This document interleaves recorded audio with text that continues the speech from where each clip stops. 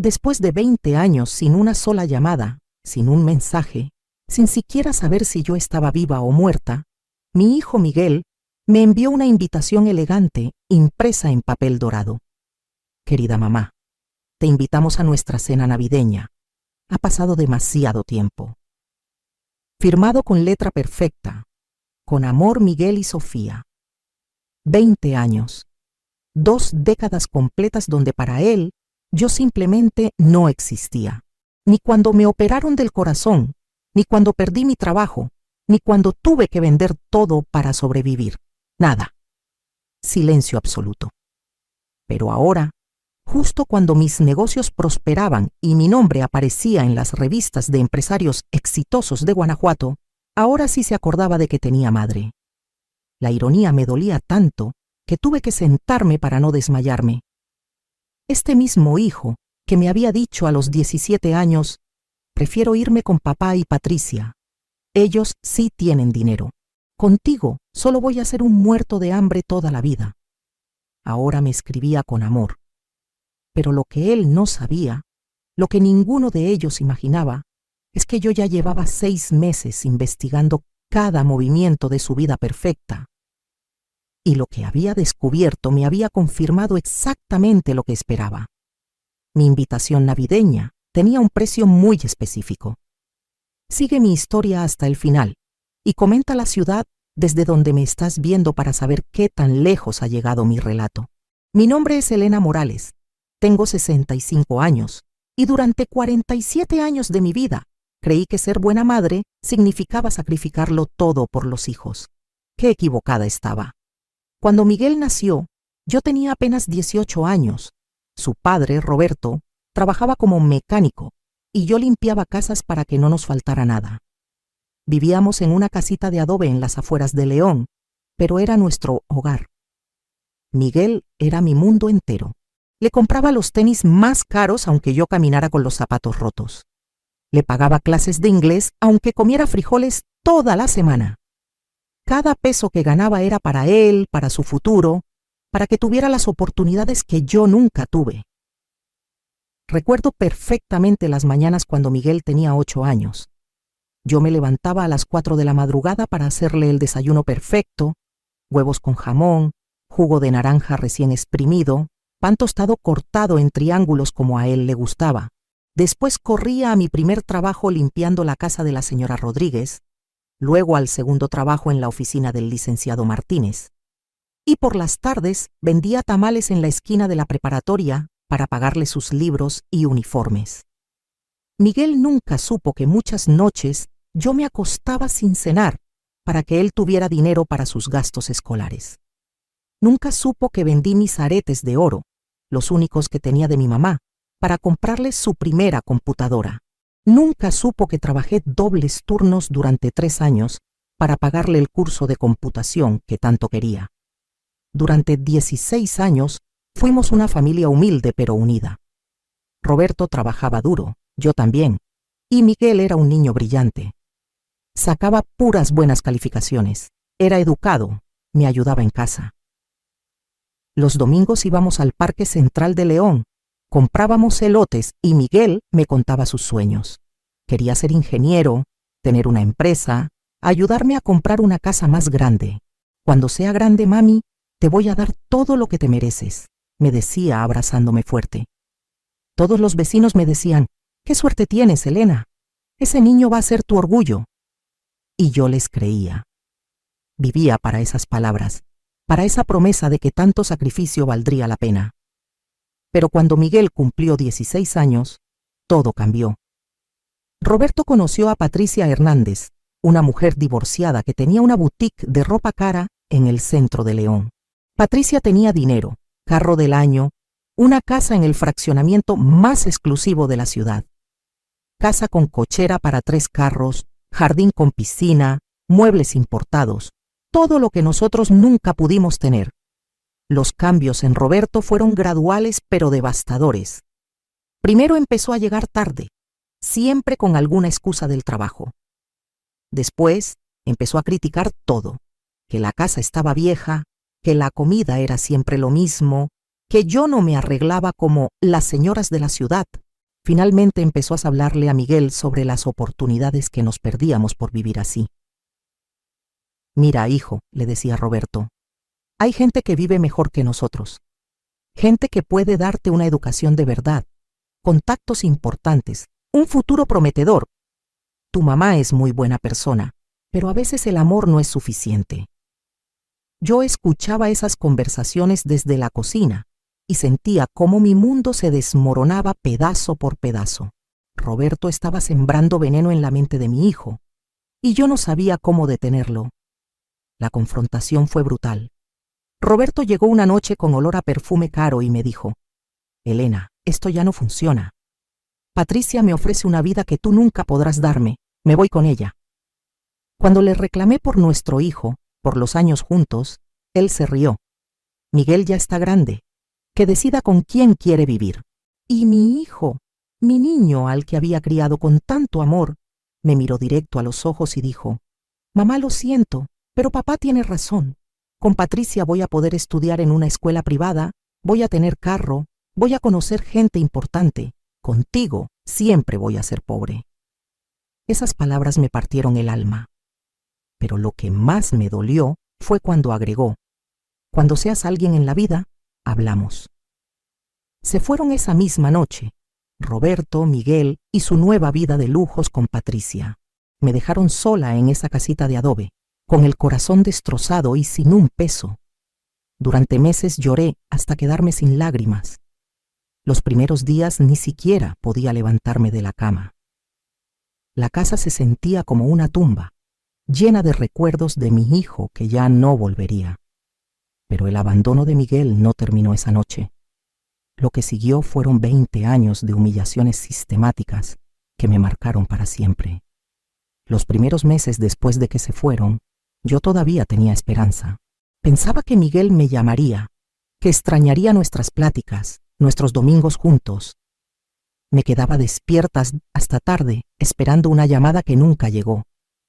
Pasé su cumpleaños número 17 sentada junto al teléfono, con un pastel que había horneado para él. Nadie vino, nadie llamó. 6 meses después me enteré por una vecina que Miguel estudiaba en el colegio americano, la escuela más cara de León. Lo vi en un carro nuevo, Elena. Se ve muy bien el muchacho, muy elegante, me dijo doña Carmen con esa sonrisita que me partía el alma. Yo sonreí y le dije que me daba mucho gusto, pero por dentro me moría. Mi hijo tenía todo lo que había soñado, pero ya no me necesitaba para nada. El primer año fue devastador, pero yo seguía creyendo que algún día volvería. Le mandaba cartas por el cumpleaños, por Navidad, por el Día del Niño. Nunca recibí respuesta, ni una sola línea, ni siquiera para decirme que estaba bien. En el segundo año, decidí ir a buscarlo a su nueva escuela. Me arreglé lo mejor que pude, tomé 2 camiones para llegar al colegio americano y me quedé esperando en la puerta hasta que saliera. Cuando lo vi, casi no lo reconocí. Tenía ropa de marca, mochila cara, zapatos que costaban más que mi renta. Estaba rodeado de muchachos que se veían igual de acomodados. «Miguel», le grité desde la banqueta, «Miguel, soy yo, tu mamá». Él volteó, me vio, y por un segundo vi algo en sus ojos, vergüenza, tristeza, pero inmediatamente se endureció. Se acercó a mí y me dijo en voz baja: «¿Qué haces aquí? Me estás avergonzando frente a mis amigos». «Hijo, solo quería verte, saber cómo estás, si necesitas algo». «No necesito nada de ti», me interrumpió. «Ya te dije, cuando seas alguien en la vida hablamos. Mientras tanto, por favor no vengas aquí». Se dio la vuelta y se fue caminando con sus amigos. Uno de ellos preguntó: «¿Quién era esa señora?». Y Miguel respondió: «Nadie importante». Esas 2 palabras me destruyeron más que todo lo anterior. Nadie importante. Yo, que había sido su mundo entero, ahora era nadie importante. Los años siguientes fueron una sucesión de rechazos cada vez más crueles. Cuando Miguel cumplió 18, fui a buscar su dirección para mandarle un regalo. La secretaria de Patricia me dijo por teléfono: «Señora, Miguel me pidió que le dijera que si usted sigue molestando, van a tener que hablar con un abogado. Cuando cumplió 21, me enteré por casualidad que se había graduado de la universidad. Ingeniería en sistemas, en una universidad privada carísima. Traté de llamarlo para felicitarlo. Alguien contestó el teléfono, y cuando dije que era Elena Morales, su mamá, la voz me dijo: Miguel no tiene mamá, se equivocó de número. A los 25 años se casó con Sofía, una muchacha de familia adinerada de Guadalajara. Me enteré porque vi las fotos en el periódico social. Era una boda espectacular, en una iglesia colonial hermosa, con más de 300 invitados. Miguel se veía guapísimo en su smoking. Sofía parecía una princesa con su vestido que seguramente costaba, más que todo, lo que yo había ganado en mi vida. En la foto familiar estaban Roberto, Patricia, los papás de Sofía, hermanos, primos, amigos, todos sonriendo perfectamente. Yo no existía en esa historia. Era como si Miguel hubiera nacido huérfano y Patricia fuera su verdadera madre. Esa noche lloré, como no había llorado desde que se fueron. No era solo el dolor de no haber sido invitada a la boda de mi único hijo. Era el dolor de haber sido borrada completamente de su vida, como si los 16 años que vivimos juntos nunca hubieran existido. Pero lo que más me dolió fueron las declaraciones que dio Miguel al periódico. El reportero le preguntó sobre su familia y él respondió: Soy muy afortunado de tener a Patricia, que me crió con tanto amor y me dio todas las oportunidades. Ella es mi verdadera madre. Sin ella, yo no sería nada. Patricia. Mi Patricia. La mujer que llegó cuando Miguel ya tenía 16 años y se llevó a mi hijo con dinero, ahora era su verdadera madre. Y yo, que me partí el lomo trabajando para él desde que nació, que vendí todo lo que tenía para darle lo mejor, yo era nadie. Los años siguientes fueron más de lo mismo. Silencio absoluto. Cuando me operaron del corazón a los 55 años, estuve 3 días en terapia intensiva. Pensé que tal vez Miguel se enteraría y vendría a verme. Los doctores me preguntaban por mis familiares, por alguien a quien llamar en caso de emergencia. No tengo a nadie, les decía. Y era verdad. Mi único hijo vivía en la misma ciudad, pero para él yo no existía. Cuando salí del hospital, débil y asustada, doña Carmen me ayudó a llegar a casa. ¿No va a venir Miguel a cuidarte?, me preguntó.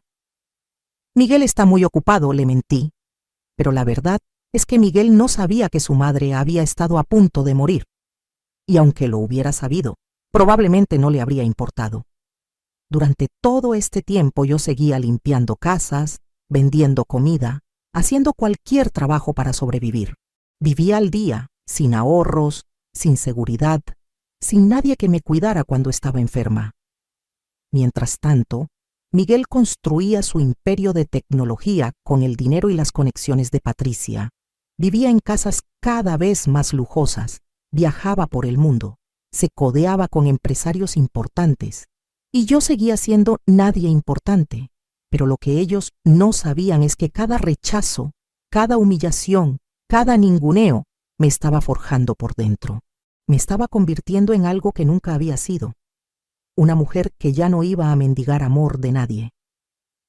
Lo que cambió mi vida para siempre sucedió hace exactamente 5 años, cuando cumplí 60 años. Ese día, sentada sola en mi casita de adobe, con una velita en un cupcake que me había comprado en la tienda, tomé la decisión más importante de mi existencia. Ya no iba a vivir esperando las migajas de cariño de nadie. Esa noche, mientras miraba las 4 paredes que habían sido testigos de mis lágrimas durante 2 décadas, algo se encendió dentro de mí. Una fuerza que no sabía que tenía. Una determinación que venía desde lo más profundo de mi alma. Elena, me dije en voz alta, o te levantas ahora, o te quedas aquí para siempre esperando que alguien venga a salvarte. Al día siguiente empecé a caminar por las calles de León, con una mirada diferente. Ya no veía solo las casas donde había limpiado durante años. Veía oportunidades. Durante tantos años había entrado a esas mansiones como empleada, pero ahora las observaba como empresaria. Conocía cada detalle de cómo vivían las familias ricas, qué compraban, qué les gustaba, qué necesitaban. Fue ahí donde nació mi primera idea de negocio. Las señoras para las que trabajaba siempre se quejaban de que no encontraban artesanías mexicanas de verdadera calidad para decorar sus casas o para regalar. Querían piezas únicas, hechas a mano, pero con acabados perfectos, y yo sabía exactamente dónde encontrarlas. Con los pocos ahorros que tenía, apenas 3,000 pesos, empecé a viajar a los pueblos alrededor de León, San Miguel de Allende, Dolores Hidalgo, Guanajuato capital. Busqué a los artesanos más talentosos. Les propuse trabajar exclusivamente para mí. Les aseguré pagos puntuales y precios justos. Pero lo que realmente me diferenciaba era mi conocimiento del mercado. Yo sabía exactamente qué querían mis clientas porque había estado en sus casas, había escuchado sus conversaciones, había visto sus gustos. No era solo una vendedora de artesanías, era una curadora de estilo que entendía a la perfección el mercado de lujo. Los primeros meses fueron durísimos. Trabajaba 18 horas diarias. Por las mañanas seguía limpiando casas para tener dinero para comer. Por las tardes visitaba artesanos. Por las noches empacaba productos y hacía las cuentas. Pero por primera vez en mi vida, trabajaba para mí misma. Mi primera venta grande fue espectacular. La señora Rodríguez, para quien había limpiado durante 10 años, estaba organizando una cena para los socios del club de golf. Necesitaba centros de mesa únicos para impresionar a sus invitadas. Le mostré unas piezas de Talavera combinadas con textiles huícholes que había mandado hacer especialmente. Le encantaron tanto que me compró 20 juegos completos y me recomendó con todas sus amigas. En 6 meses había dejado de limpiar casas. En 1 año tenía una lista de espera de clientes. En 2 años abrí mi primera tienda en el centro histórico de León. En 3 años tenía 3 tiendas y estaba vendiendo por internet a toda la República. Pero lo que realmente cambió mi destino fue cuando conocí al arquitecto Ramón Guerrero. Él estaba diseñando un hotel boutique en San Miguel de Allende y necesitaba una decoración completamente mexicana, pero con estándares internacionales. Me contrató para todo el proyecto. El hotel fue un éxito rotundo. Salió en revistas internacionales y de repente todos los hoteles de lujo querían trabajar conmigo. A los 4 años de haber empezado con 3,000 pesos, ya tenía un negocio que facturaba más de 20 millones de pesos anuales, pero no me detuve ahí. Con las ganancias empecé a comprar propiedades, primero en León, después en San Miguel de Allende, luego en Guanajuato capital. Mi estrategia era simple pero efectiva. Compraba casas coloniales en mal estado en el centro histórico. Las restauraba con artesanos locales, manteniendo su autenticidad, y las convertía en hoteles boutique o las vendía a extranjeros que buscaban casas de ensueño en México. En 2 años tenía un portafolio de 15 propiedades. Hace 1 año, cuando cumplí 64, ya era oficialmente millonaria. No solo en pesos, sino en dólares. Tenía propiedades por más de 5 millones de dólares. Un negocio de artesanías que operaba en todo México y exportaba a Estados Unidos, y una reputación como una de las empresarias más exitosas del Bajío. Pero lo más importante de todo era lo que había descubierto sobre mí misma. Yo no era la mujer débil y dependiente que Miguel había dejado atrás. Yo era una mujer inteligente, trabajadora, visionaria, que solo había necesitado una oportunidad para brillar. La pobreza no había sido mi destino. Había sido mi punto de partida. Cuando las revistas de negocios empezaron a escribir artículos sobre mi historia, cuando me invitaron a conferencias para empresarios, cuando mi nombre apareció en la lista de mujeres más exitosas de Guanajuato, algo curioso empezó a pasar. De repente, después de 20 años de silencio absoluto, mi teléfono empezó a sonar. Primero fue Roberto, una llamada perdida, después un mensaje. Elena, supe de tu éxito. Me da mucho gusto. Deberíamos platicar. Borré el mensaje sin responder. Después fue Patricia. Un mensaje en Facebook. Hola Elena, qué orgullo ver todo lo que has logrado. Miguel siempre habla de ti con cariño. Mentira descarada. Bloqueé su perfil. Pero la llamada que estaba esperando llegó hace exactamente 3 meses. Era una voz que no había escuchado en 20 años, pero que reconocí inmediatamente. Mamá, soy Miguel. Esas 3 palabras que había esperado escuchar durante 20 años finalmente llegaron, pero ya no me provocaron la emoción que había soñado. Mi corazón no se aceleró. Mis ojos no se llenaron de lágrimas. En cambio, sentí una extraña calma, como si hubiera estado esperando exactamente esta llamada en exactamente este momento. Hola, Miguel, le respondí con una voz tranquila que ni yo misma reconocí. Mamá, bueno, he estado pensando mucho en ti últimamente. Supe por las noticias todo lo que has logrado y estoy muy orgulloso. Siempre supe que eras una mujer especial. Mentira, pura mentira. Durante 20 años fui nadie importante y ahora de repente era una mujer especial, pero en lugar de reclamarle, decidí jugar su juego. Qué gusto escucharte, hijo. ¿Cómo estás? ¿Cómo está tu familia? Estamos muy bien, mamá. Sofía y yo tenemos 2 hijos preciosos, Ana de 15 años y Joaquín de 12. Son unos niños maravillosos. Siempre les hablo de ti. Otra mentira. Si siempre les hablaba de mí, ¿por qué durante 15 y 12 años respectivamente nunca había recibido ni una sola foto de mis nietos? ¿Por qué no sabía ni sus nombres hasta ese momento? Me da mucho gusto saber que tengo nietos, le dije. Me encantaría conocerlos algún día. Claro, mamá, por supuesto.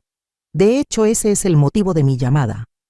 Sofía y yo hemos estado hablando mucho sobre la familia, sobre la importancia de mantener unidos los lazos familiares. Creemos que hemos estado separados demasiado tiempo. ¡Qué casualidad! 20 años de lágrimas, de soledad, de enfermedades sin que nadie me cuidara, y justo ahora que soy millonaria, de repente descubren la importancia de los lazos familiares. Tienes razón, Miguel. La familia es lo más importante, le respondí siguiendo su teatro. Por eso queríamos invitarte a cenar en nuestra casa para Navidad. Nada muy elaborado, solo una cena íntima para que conozcas a los niños y platicemos sobre todo este tiempo perdido. Me encantaría, hijo. Perfecto. Te voy a mandar la dirección por mensaje. Tenemos una casa nueva en Puerta de Hierro, ya sabes, para estar más cerca de las escuelas de los niños. Puerta de Hierro, el fraccionamiento más exclusivo de Guadalajara. Por supuesto que tenían casa ahí. Miguel siempre había querido lo mejor y ahora lo tenía. Estaré ahí, Miguel. Muchas gracias por la invitación. Gracias a ti, mamá. No sabes qué feliz me hace que por fin volvamos a estar juntos. Cuando colgué el teléfono, sonreí por primera vez en meses. Pero no era una sonrisa de felicidad.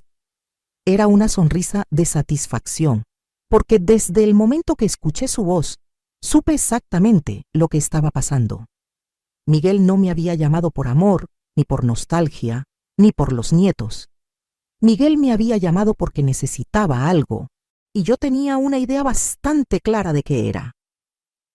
Esa misma noche contraté a Investigaciones Privadas Guerrero, la empresa de detectives más discreta de Guadalajara.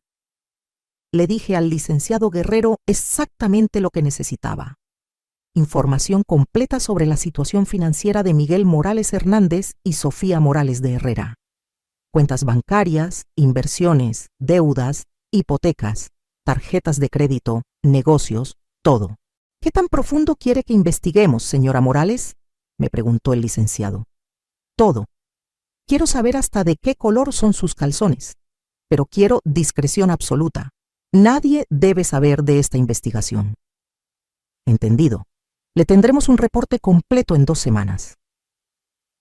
Mientras esperaba el reporte, decidí hacer mi propia investigación. Durante años había perfeccionado el arte de volverme invisible, de escuchar sin ser vista, de observar sin ser notada. habilidades que había desarrollado limpiando casas, pero que ahora iba a usar para un propósito completamente diferente. Empecé a moverme en los círculos sociales donde se movía Miguel. Clubes deportivos, eventos de empresarios, cenas de caridad. Como Elena Morales, la exitosa empresaria de artesanías y bienes raíces, tenía acceso a lugares donde antes nunca habría podido entrar. En el Club de Golf Guadalajara, durante un torneo de caridad, escuché por casualidad una conversación entre dos socios que conocían a Miguel. «Pobre Miguel», decía uno. «Su empresa de software está en números rojos desde hace 2 años. Los clientes se fueron con empresas más grandes y él se quedó con los gastos fijos. Y esa casa en Puerta de Hierro los está matando», agregó el otro. «Hipoteca de 30,000 pesos mensuales, más los colegios de los niños, más los carros, más el estilo de vida. Sofía no quiere bajar el nivel de vida por nada del mundo». ¿Y Patricia no los ayuda? Patricia ya se hartó. Les prestó una fortuna el año pasado y no le han pagado ni un peso. Ahora les dice que se las arreglen solos.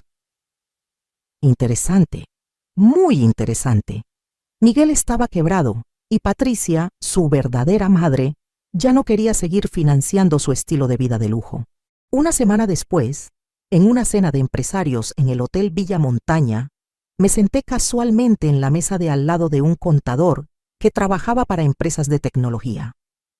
La crisis del sector tecnológico ha sido brutal, le comenté durante la conversación. Conozco a varios empresarios que han sufrido mucho. Sí, es terrible. Empresas que facturaban millones ahora están cerrando. Hace poco tuve que decirle a un cliente que si no conseguía capital fresco en los próximos 3 meses, tendría que declararse en bancarrota. ¿Qué tipo de empresa? Software para pequeñas empresas. El dueño es un tipo joven, tiene familia, casa cara. No quiere aceptar que su modelo de negocio ya no funciona. Se llama Miguel algo, Morales, creo. Bingo. Mi hijo no solo estaba en problemas financieros, estaba al borde de la bancarrota. Cuando llegó el reporte de Investigaciones Privadas Guerrero, tuve que sentarme para procesarlo completamente. Era peor de lo que había imaginado. Miguel debía hipoteca de la casa, 4 millones de pesos. Tarjetas de crédito, 850,000 pesos. Préstamos bancarios, 1,3 millones de pesos. Deuda con Patricia, 2,1 millones de pesos. Impuestos atrasados, 680,000 pesos. Deudas con proveedores, 420,000 pesos. Total, 9,57 millones de pesos de deuda. Sus ingresos de los últimos 6 meses, prácticamente cero. Pero lo más interesante del reporte era una nota al final. El señor Morales ha estado investigando activamente el patrimonio de Elena Morales Guerrero en Internet y redes sociales. Ha consultado artículos de prensa sobre su éxito empresarial y ha preguntado discretamente a contactos sobre su situación financiera actual. Ahí estaba la confirmación de lo que ya sabía. Miguel no me había llamado por amor filial. Me había llamado porque había descubierto que su mamá pobre se había vuelto millonaria y necesitaba desesperadamente que alguien lo salvara de la bancarrota. Durante las siguientes semanas, mientras me preparaba para la cena navideña, tuve que tomar varias decisiones importantes. La primera era qué papel iba a interpretar durante la cena. La madre dolida que reclama por 20 años de abandono, la mujer exitosa que presume sus logros, la abuela emocionada que solo quiere conocer a sus nietos. Decidí ser la madre ingenua y generosa que Miguel recordaba, la mujer que siempre había puesto a la familia por encima de todo, que siempre había estado dispuesta a sacrificarse por sus seres queridos, porque estaba segura de que esa era exactamente la Elena que él necesitaba para su plan. La segunda decisión era qué llevar a la cena.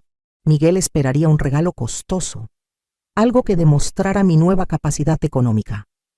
Pero yo tenía algo mucho mejor preparado. En mi caja fuerte, junto a las escrituras de mis propiedades y los documentos de mis empresas, guardé una carpeta especial. Una carpeta que contenía cada detalle de la situación financiera de Miguel, fotografías de sus deudas, copias de sus estados de cuenta, reportes crediticios y algo más. Documentos que él ni siquiera sabía que existían, porque durante mis investigaciones había descubierto algo fascinante. La casa de Puerta de Hierro, esa mansión de 4.200.000 pesos que estaba asfixiando financieramente a Miguel, tenía un problema legal muy interesante en su hipoteca. Un problema que podía resolverse muy fácilmente si uno tenía el dinero suficiente y los contactos adecuados. El 24 de diciembre, mientras me arreglaba para ir a la cena navideña, me miré al espejo y vi a una mujer completamente diferente a la que Miguel había abandonado 20 años atrás. Ya no era la Elena pobre, desesperada, que mendigaba amor. Era Elena Morales, empresaria exitosa, millonaria, mujer independiente que no necesitaba a nadie para ser feliz. Pero esa noche, por unas horas, iba a volver a ser la Elena que Miguel necesitaba que fuera, hasta el momento preciso en que decidiera revelar quién era realmente ahora. El 24 de diciembre a las 7 de la noche, llegué a la dirección que Miguel me había enviado. La casa era espectacular, una mansión de 2 pisos con jardines perfectamente cuidados, cochera para 4 carros y una fachada que gritaba: «Aquí vive gente exitosa». Todo exactamente como Miguel siempre había soñado. Toqué el timbre con mi mejor sonrisa preparada. La puerta se abrió y ahí estaba mi hijo, 41 años, todavía guapo, vestido con ropa cara, pero se veía tenso. Detrás de él apareció una mujer elegante, rubia, maquillada perfectamente. Sofía, mi nuera, a quien veía por primera vez en persona. «¡Mamá!», gritó Miguel, con una sonrisa enorme, y me abrazó fuerte. «No sabes qué feliz me hace verte». Por un segundo mi corazón de madre quiso creer que era sincero, pero había aprendido a distinguir entre el amor verdadero y la actuación. «Hola, hijo», le respondí abrazándolo de vuelta. «Qué gusto estar aquí». «Mamá, ella es Sofía, mi esposa». «Sofía, ¿por fin conoces a mi mamá?». Sofía se acercó con una sonrisa que no le llegaba a los ojos. «Elena, qué placer conocerte. Miguel me ha hablado tanto de ti». Otra mentira, pero yo seguí el teatro. «El placer es mío, Sofía. Tienes una casa hermosa». «Gracias, es nuestro pequeño refugio. Pasa, pasa, ponte cómoda». La casa por dentro era como una revista de decoración. Muebles caros, obras de arte, tecnología de última generación. Todo perfecto, todo costoso, todo pagado con dinero que ya no tenían. «¡Abuela!», gritaron 2 voces desde la escalera. Bajaron corriendo 2 niños preciosos. Ana, de 15 años, alta y elegante como su madre. Joaquín, de 12 años, con los ojos de Miguel, pero más dulces. «Hola, mis amores», les dije con lágrimas genuinas en los ojos. Por primera vez en la noche, mi emoción era real. Estos eran mis nietos, los únicos inocentes en toda esta situación. «Abuela, ¿es cierto que tienes hoteles y que sales en las revistas?», me preguntó Joaquín, con esa curiosidad inocente de los niños. «Es cierto, mi amor. La abuela ha trabajado mucho para tener sus negocios». «¿Y es cierto que antes eras muy pobre?», preguntó Ana con la crueldad involuntaria de los adolescentes. Un silencio incómodo llenó la sala. Miguel y Sofía se veían mortificados. «Sí, mi amor, antes era muy pobre. Pero eso me enseñó el valor del trabajo y de la familia». La cena transcurrió con conversación superficial. Miguel y Sofía me contaron sobre sus viajes, sus proyectos, la escuela de los niños. Todo sonaba maravilloso, pero yo podía ver la tensión detrás de las sonrisas. Cada vez que mencionaban un gasto nuevo, se miraban entre ellos con preocupación. Después de la cena, mientras Sofía llevaba a los niños a sus cuartos, Miguel sirvió 2 copas de vino, y finalmente llegamos al verdadero motivo de la invitación. «Mamá, quería platicar contigo sobre algo importante», me dijo, sentándose más cerca en el sofá. «Claro, hijo, dime». «Bueno, como te decía por teléfono, Sofía y yo hemos estado pensando mucho en la familia, en todo el tiempo que perdimos, en la importancia de estar unidos. Sí, hijo, yo también he pensado mucho en eso. Y también hemos estado pensando en el futuro, en los negocios, en las oportunidades. Sofía y yo tenemos una idea increíble para un proyecto nuevo. Ahí venía el verdadero motivo de todo este teatro. ¿Qué tipo de proyecto, hijo? Es algo revolucionario, mamá. Inteligencia artificial aplicada al sector turístico. Imagínate, una plataforma que conecte hoteles boutique con viajeros que buscan experiencias auténticas. Exactamente como los hoteles que tú manejas. Qué conveniente. Justo el tipo de negocio que se conectaba con mi industria. Suena muy interesante, Miguel. Es más que interesante, mamá. Es el futuro.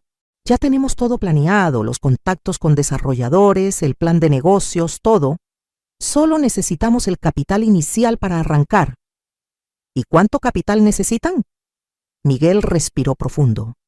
Necesitamos 10 millones de pesos para empezar fuerte y competir con las empresas grandes. 10 millones de pesos.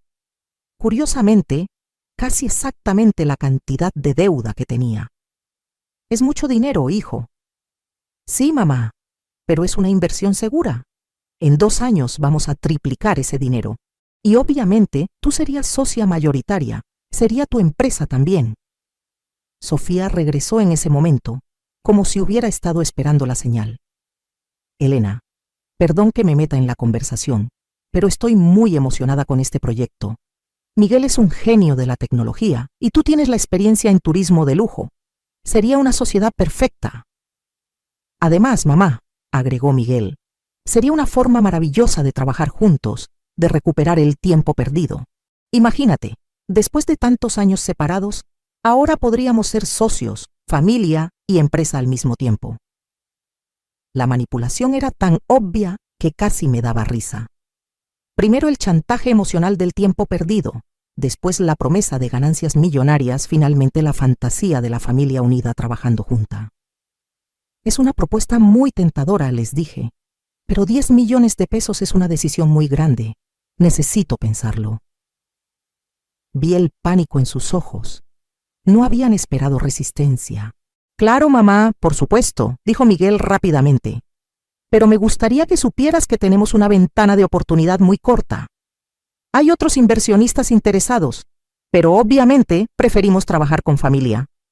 La presión clásica del vendedor desesperado. Crear urgencia artificial para forzar una decisión rápida. Entiendo, hijo. Es solo que he aprendido a ser muy cuidadosa con las inversiones. ¿Cuidadosa?, preguntó Sofía con una sonrisita. Elena, disculpa que te diga, pero tú empezaste con 3,000 pesos y ahora tienes millones. Obviamente sabes tomar riesgos inteligentes. Ahí estaba la confirmación final. Sabían exactamente cuánto dinero tenía y cómo lo había conseguido. Esta cena no era una reconciliación familiar. Era una emboscada financiera perfectamente planeada. Tienes razón, Sofía. Sí sé tomar riesgos inteligentes. Me levanté del sofá y fui por mi bolsa. De hecho, traje algo que creo que les va a interesar mucho. Saqué mi portafolio de cuero negro y lo puse en la mesa de centro. Miguel y Sofía se acercaron expectantes, pensando que estaba sacando un cheque o documentos de inversión.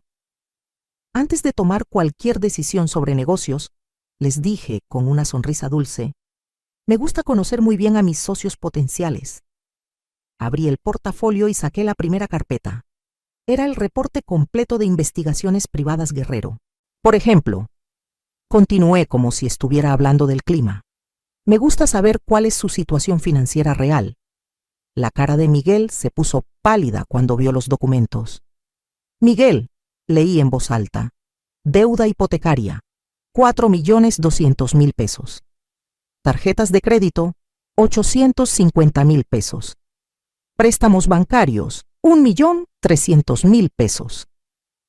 Mamá, ¿qué es esto?, balbuceó Miguel. Es tu situación financiera real, hijo. La que investigué antes de venir aquí. Seguí leyendo. Deuda con Patricia Hernández, 2,100,000 pesos. Impuestos atrasados, 680,000 pesos. Sofía se había quedado muda con la copa de vino temblando en su mano. Pero lo más interesante, continué sacando más documentos, es esto. Puse sobre la mesa las fotografías que había tomado mi detective de Miguel saliendo de oficinas bancarias, reuniéndose con prestamistas, vendiendo activos de su empresa. Durante los últimos 3 meses, mientras planeabas esta cena familiar, también estabas vendiendo todo lo que podías para evitar que te embargaran la casa. Miguel se puso de pie bruscamente. Mamá, esto es una violación a nuestra privacidad. No tenías derecho a investigarnos. ¿Derecho? Le pregunté manteniendo mi voz calmada. Como el derecho que tenías tú de desaparecerme durante 20 años y aparecer solo cuando necesitabas dinero. Eso no es cierto. Yo quería verte porque eres mi madre. Miguel, saqué otro documento del portafolio. Aquí tengo el historial de tus búsquedas en Internet de los últimos 2 meses. Buscaste Elena Morales Patrimonio, Elena Morales Fortuna, Empresarios Ricos Guanajuato. ¿También ibas a negar eso? El silencio en la sala era ensordecedor. Finalmente Sofía habló con voz temblorosa. Elena, está bien, sí estamos pasando por problemas económicos, pero eso no significa que Miguel no te ame. A veces las familias se ayudan en momentos difíciles. ¿Familias? Me reí sin humor. Ahora somos familia. Cuando Miguel me dijo que era nadie importante, éramos familia. Cuando me dijeron que se habían equivocado de número, éramos familia. Cuando estuve 3 días en terapia intensiva y nadie vino a verme, éramos familia. Miguel se sentó de nuevo con la cabeza entre las manos. Mamá, yo era muy joven, cometí errores terribles, pero ahora quiero enmendarlos. ¿Enmendarlos con 10 millones de pesos, Miguel? No es solo por el dinero. Por supuesto que es solo por el dinero. Grité por primera vez en la noche. Durante 20 años fui una mujer pobre, limpiando pisos, vendiendo tamales, y para ti yo no existía. Pero en cuanto salgo en las revistas como millonaria, de repente descubres el amor filial. Saqué el último documento de mi portafolio. Era lo que había estado guardando para el final. Pero ¿sabes qué es lo más triste de todo esto, Miguel? Es que yo sí venía dispuesta a ayudarte. Los ojos de Miguel se iluminaron con esperanza. Durante estas semanas, mientras ustedes planeaban cómo manipularme, yo estaba investigando formas de salvarlos de la bancarrota. Porque a pesar de todo, sigues siendo mi hijo. Puse el último documento en la mesa. Era un contrato de compra. Este es el contrato de compra de tu hipoteca, Miguel. Compré tu deuda al banco la semana pasada. Miguel y Sofía se quedaron petrificados. ¿Qué significa eso?, susurró Sofía.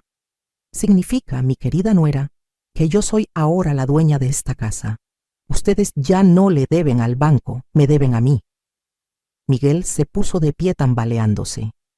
Eso es imposible. Los bancos no pueden vender hipotecas así nada más. Pueden cuando el deudor está en mora por 3 meses y cuando alguien ofrece pagar la deuda completa más una penalización. 4,800,000 pesos fue lo que pagué por su casa.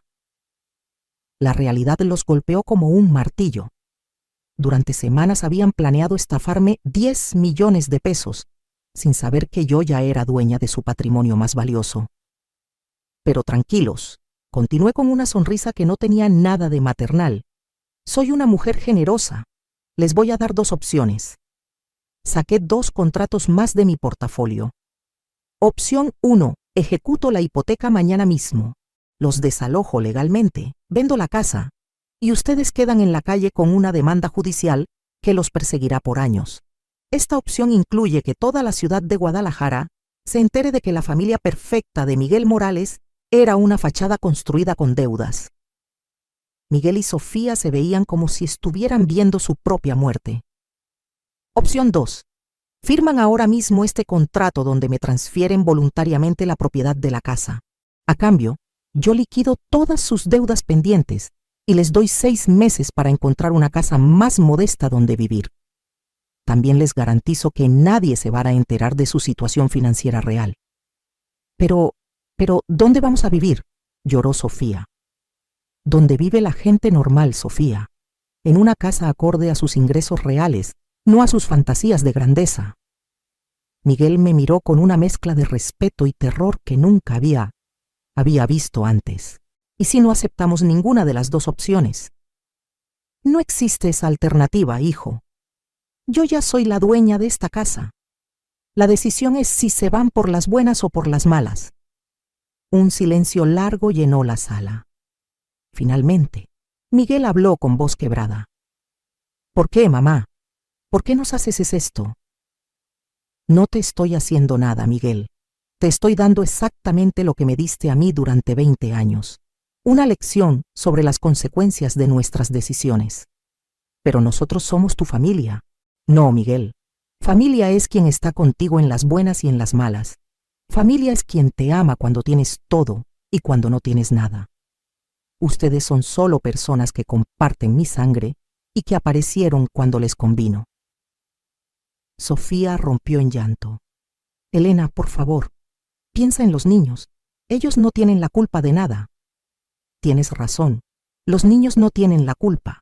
Por eso la opción 2 incluye que me hago cargo de su educación hasta que terminen la universidad. Pero en escuelas públicas, para que aprendan el valor del dinero que ustedes nunca les enseñaron. Miguel se acercó a mí con lágrimas en los ojos. Mamá, está bien, entiendo tu enojo, nos merecemos esto, pero por favor danos una oportunidad de ser una familia real. Yo quiero conocerte, quiero que seas parte de nuestras vidas, quiero que mis hijos tengan a su abuela. Esa oportunidad la tuviste durante 20 años, Miguel. Cada día que pasó sin que me llamaras, cada cumpleaños mío que ignoraste, cada momento que necesité a mi hijo y no estuviste, esa era tu oportunidad. Puse las plumas sobre la mesa. Ahora solo te estoy dando la misma oportunidad que tú me diste a mí. La oportunidad de empezar de cero, sin dinero, sin casa lujosa, sin estatus social. La oportunidad de descubrir quién eres realmente cuando no tienes nada. Miguel tomó una de las plumas con mano temblorosa. Si firmo esto, ¿hay alguna posibilidad de que algún día me perdones? El perdón se gana, Miguel, y se gana con tiempo, con acciones, con humildad real, no con manipulaciones ni con palabras bonitas. ¿Y si trabajo duro? ¿Si cambio? ¿Si demuestro que puedo ser el hijo que merezco? Entonces tal vez algún día puedas volver a llamarme mamá. Pero va a tener que ser porque realmente me amas, no porque necesitas algo de mí. Miguel firmó los papeles. Sofía firmó también, llorando en silencio. Cuando terminaron guardé todos los documentos en mi portafolio y me puse de pie. Los niños pueden quedarse a terminar el ciclo escolar. Después tendrán que cambiarse a escuelas públicas. Tienen 6 meses para encontrar una nueva casa y un trabajo real. Me dirigí hacia la puerta y me detuve. Ah, y Miguel, si en algún momento durante estos 6 meses sientes la tentación de odiarme o de sentirte víctima, recuerda esto. Yo no te estoy castigando. Te estoy regalando la misma oportunidad que tú me diste a mí. La oportunidad de descubrir de qué estás hecho realmente. Salí de esa casa sintiendo algo que no había sentido en 20 años. Justicia. Pero también algo más profundo. La certeza de que finalmente había cerrado un capítulo de mi vida que me había mantenido encadenada durante demasiado tiempo. 6 meses después de esa Navidad, estoy sentada en la terraza de mi nueva casa en San Miguel de Allende, viendo el atardecer sobre los tejados coloniales, tomando una copa de vino y reflexionando sobre cómo cambió mi vida para siempre. La casa de Puerta de Hierro la vendí 3 meses después de que Miguel y Sofía se mudaran. La compró una familia de empresarios de Monterrey por 6 millones de pesos. Con esa ganancia, junto con la liquidación de las deudas de Miguel, recuperé mi inversión y obtuve una ganancia considerable. Miguel cumplió su palabra. Encontró trabajo como programador en una empresa de software de Guadalajara. No es el trabajo glamoroso de empresario que había soñado, pero es un trabajo honesto que le permite pagar la renta de su nueva casa en una colonia de clase media. Sofía tuvo que cerrar su boutique de accesorios que nunca había sido rentable y ahora trabaja como coordinadora de eventos en un hotel. También es trabajo honesto. Los niños se adaptaron mejor de lo que esperaba. Ana al principio lloró mucho por tener que dejar su escuela privada, pero ahora está en una preparatoria pública donde ha descubierto que es muy buena para el teatro. Joaquín se integró perfectamente a su nueva escuela y hasta me confesó que prefiere a sus nuevos amigos porque no presumen tanto dinero. Lo más sorprendente es que Miguel me llama cada domingo. Las primeras llamadas eran incómodas, tensas, llenas de silencios, pero poco a poco hemos empezado a tener conversaciones reales. Me cuenta sobre su trabajo, sobre los retos de vivir con un presupuesto limitado, sobre las cosas que está aprendiendo de sí mismo. Hace 3 semanas me dijo algo que me llegó al corazón. Mamá, por primera vez en mi vida estoy orgulloso del dinero que gano porque me lo estoy ganando honestamente. Antes todo era prestado, regalado o conseguido con engaños. Ahora cuando pago la renta, sé que ese dinero salió de mi trabajo. Sofía también ha cambiado. La mujer superficial y materialista que conocí en esa cena navideña ha tenido que enfrentarse a la realidad de trabajar para vivir. La última vez que hablamos me dijo: Elena, antes odiaba mi trabajo porque pensaba que era temporal. Ahora lo disfruto porque entiendo que es mi responsabilidad. Pero el cambio más hermoso ha sido con mis nietos. Ana y Joaquín vienen a visitarme cada vacaciones aquí a San Miguel de Allende. Les enseño sobre los artesanos locales, los llevo a conocer los talleres donde se hacen las piezas que vendo en mis tiendas. Les explico cómo construí mi empresa desde cero. Ana me dijo el mes pasado: Abuela, antes pensaba que ser rico era tener muchas cosas caras, pero ahora entiendo que ser rico es poder hacer lo que te gusta y vivir sin deberle nada a nadie. Mis ojos se llenaron de lágrimas cuando escuché esas palabras. Joaquín ha desarrollado una pasión por la historia del arte mexicano. Quiere estudiar para ser curador de museos. Abuela, me dice, quiero ayudar a que la gente entienda lo valiosas que son nuestras tradiciones, como tú haces con las artesanías. Mis negocios han seguido creciendo. Ahora tengo tiendas en 5 estados y estoy expandiendo mis exportaciones a Europa. Pero lo más satisfactorio es que he creado una fundación que da becas a artesanos jóvenes para que estudien técnicas tradicionales y las mantengan vivas. Patricia, curiosamente, me buscó hace 4 meses. Quería disculparse por todo lo que había pasado. Me dijo que nunca imaginó que sus acciones iban a separar a una madre de su hijo durante tanto tiempo. Le dije que ya no guardaba rencores, que cada quien había tomado sus decisiones y cada quien había vivido las consecuencias. Roberto murió hace 2 años de un infarto. Me enteré por el periódico. No sentí tristeza, pero tampoco satisfacción. Solo una extraña sensación de que un capítulo muy viejo finalmente se había cerrado para siempre. La relación con Miguel sigue siendo un trabajo en progreso. No hemos llegado al punto donde puedo decir que somos una familia normal, pero estamos construyendo algo nuevo sobre bases honestas. Él está aprendiendo a amarme sin necesitar nada de mí, y yo estoy aprendiendo a confiar en él sin olvidar las lecciones del pasado. Hace un mes, Miguel me propuso algo que me sorprendió. Me dijo que había estado ahorrando dinero para pagarme por la educación de los niños. Mamá, sé que dijiste que te harías cargo, pero quiero pagar yo la colegiatura de Ana y Joaquín. Necesito demostrarme a mí mismo que puedo ser responsable de mi familia. Le dije que podía hacerlo, pero solo si no se endeudaba para ello. Si tienes el dinero ahorrado, úsalo. Si no lo tienes, no te preocupes, que para eso estoy yo.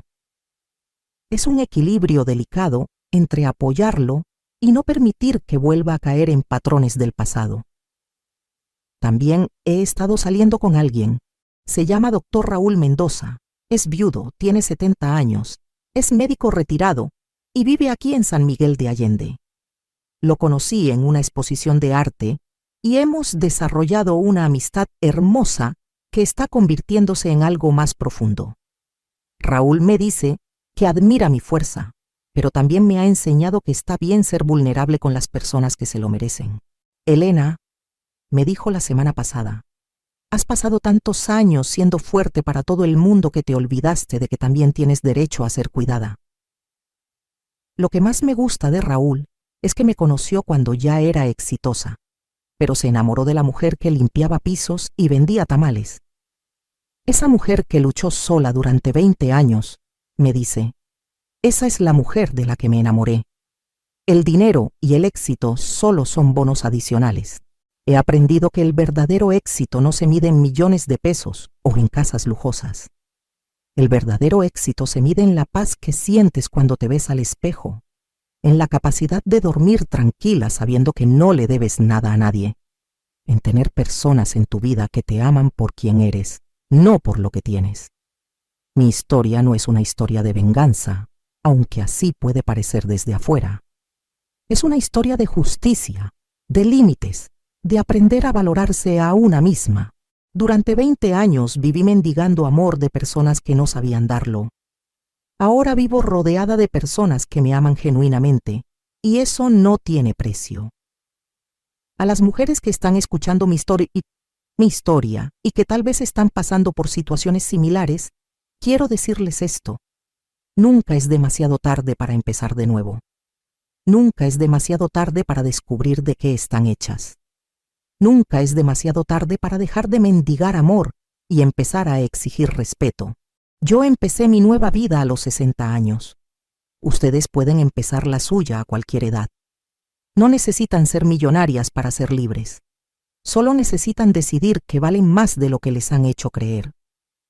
La vida me enseñó que el amor real no puede comprarse, pero el respeto sí puede exigirse. Que la familia no es quien comparte tu sangre, sino quien está contigo cuando más lo necesitas. Que nunca es demasiado tarde para ser la protagonista de tu propia historia en lugar de ser la víctima de las decisiones de otros. Miguel y yo probablemente nunca tengamos la relación madre-hijo tradicional que perdimos durante 20 años. Pero estamos construyendo algo nuevo, algo basado en la honestidad, el respeto mutuo y el amor ganado, no regalado. Y eso para mí vale más que cualquier fortuna. Si estás pasando por algo similar, si sientes que has dado todo a personas que no lo valoran, si crees que ya es demasiado tarde para cambiar tu vida, permíteme decirte que no es así. Tu historia puede empezar hoy mismo. Tu nueva vida puede empezar en este momento. Solo necesitas tomar la decisión más importante que existe. Decidir que tú vales la pena. ¿Qué harías en mi lugar? ¿Has pasado por algo así? ¿Has tenido que tomar decisiones difíciles para recuperar tu dignidad? Comenta abajo y cuéntame tu historia. Porque todas las mujeres que hemos luchado solas, sabemos que nuestras historias pueden ser la luz que otras necesitan para encontrar su camino. No estás sola. Nunca estás sola